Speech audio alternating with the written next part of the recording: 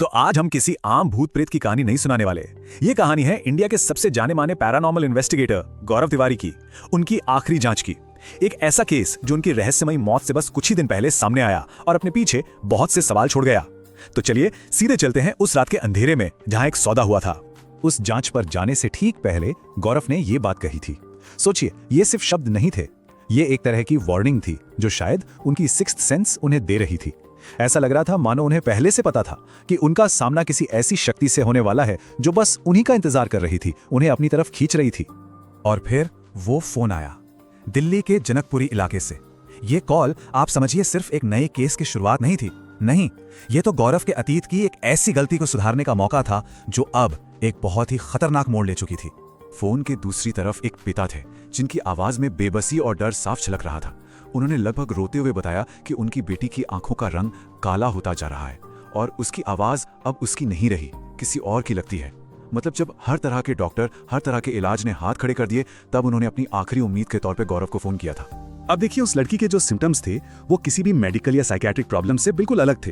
वो ऐसी ऐसी भाषाओं में बात कर रही थी जो उसने अपनी जिंदगी में कभी सीखी ही नहीं थी।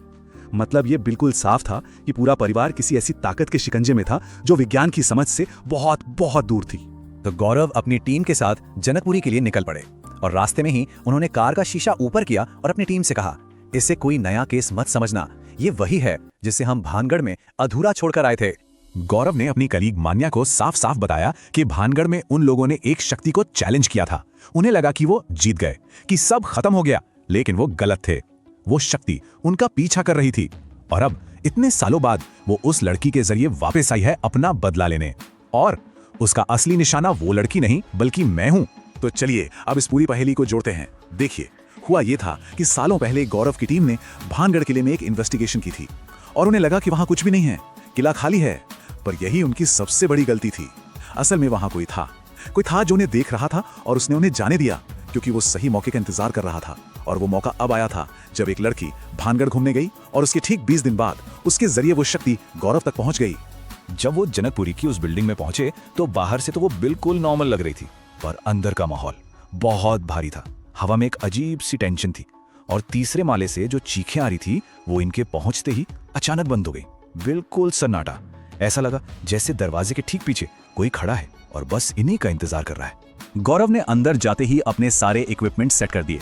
उनका ईएमएफ मीटर जो इलेक्ट्रोमैग्नेटिक फील्ड्स को मापता है, उसकी सुई रेड जोन में जा रही थी। मतलब कमरे में बेहिसाब नेगेटिव एनर्जी थी। वीडियो कैमरों ने जो कैप्चर किया वो तो और भी चौंकाने वाला था।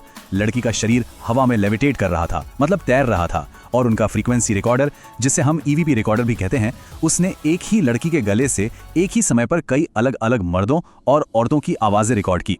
और फिर कमरे में गौरव का सामना हुआ उस लड़की से।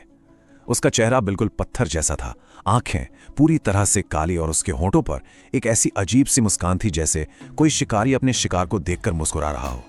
उसे देखते ही ये बात साफ हो गई कि ये कोई अचानक हुई मुलाकात नहीं थी, ये तो पहले से तय थी।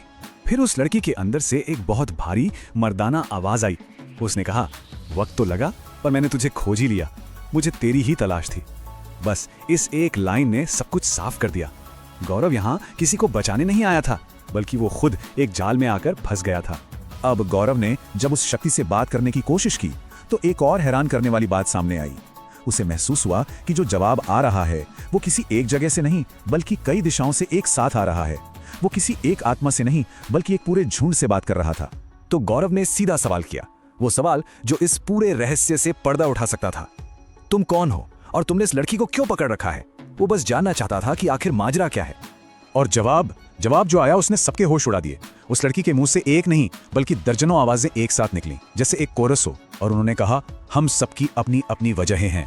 वो शब्द हम था जिसने बता दिया कि ये कोई नॉर्मल पोजीशन नहीं था, ये एक कलेक्टिव अटैक था, एक शरीर के अंदर कई आत्माएं। और ठीक इसी पल लड़की का शरीर फिर से हवा में उठने लगा। कमरे का तापमान अचानक बहुत तेजी से गिरने लगा। गौरव ने जब अपनी आंखों पर जोर डालकर देखा तो उसे अपने चारों तरफ एक दो नहीं बल्कि 40 काले साए दिखाई दिए। वो सब उसे घेरे हुए थे और धीरे धीरे उसकी तरफ बढ़ रहे थे। मतलब एक शरीर पर आत्माएं 40। ये जो 40 साए थे ये कोई आम भटकती आत्माएं नहीं थी, नहीं, ये एक कलेक्टिव एंटिटी थे। मतलब एक साथ सोचते थे, एक साथ काम करते थे, जैसे इन सब का दिमाग एक ही हो, ये वही भानगढ़ की शक्ति थी जो अब 40 हिस्सों में बंटकर या कह लीजिए 40 गुना ज्यादा ताकतवर होकर गौरव के सामने खड़ी थी। ये भानगढ़ के उस अनसुलझे केस से सीधे जुड़े हुए थे। तो अब सिचुएशन बिल्कुल पीक पर थी, मुकाबला आखिरी दौर में था और तभी उन 40 आत्माओं ने मिलकर गौरव के सामने एक सौदा रखा, एक ऐसा सौदा जो उसकी जिंदगी का सबसे बड़ा और सबसे मुश्किल फैसला बनने वाला था। सौदा बिल्कुल सीधा और साफ था।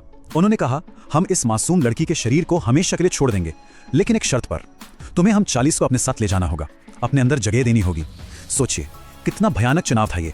एक तरफ एक मासूम लड़की की जान और दूसरी तरफ अपनी ही आत्मा का सौदा। उस एक पल में गौरव के दिमाग में क्या उथल पुथल मची होगी, हम और आप सिर्फ अंदाजा लगा सकते हैं। एक तरफ एक बेगुनाह लड़की की जिंदगी जो बर्बाद हो रही थी और दूसरी तरफ हमेशा के लिए 40 आत्माओं को अपने अंदर कैद करने का दर्द।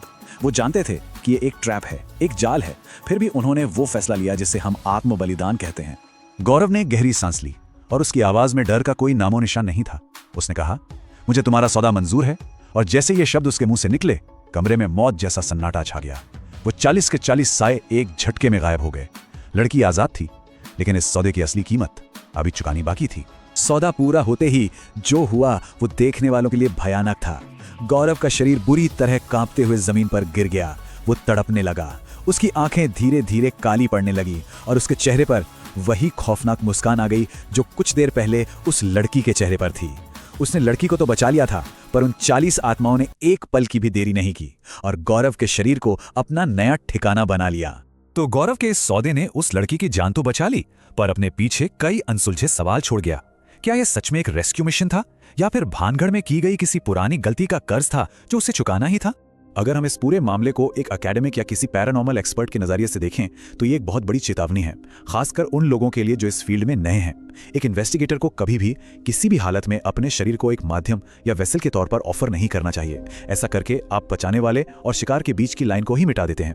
ये भले ही बहादुरी का काम लगे, पर असल में आप उस पैरानॉर्मल साइकिल को खत्म करने के बजाय उसका हिस्सा बन जाते हैं। ये इमोशनल होकर लिए गए फैसलों के खिलाफ एक बहुत बड़ी वार्निंग है। तो आखिरी सवाल यही रह जाता है, भानगढ़ किले में आखिर वो कौन सी गलती हुई थी? और गौरव का ये अंतिम सौदा, क्या ये एक जान बचाने का काम था या एक बहुत पुराने कर्ज का आखिरी भुगतान? ये एक ऐसा रहस्य है जो शायद हमेशा के लिए गौरव तिवारी के नाम के साथ जुड़कर रह गया है।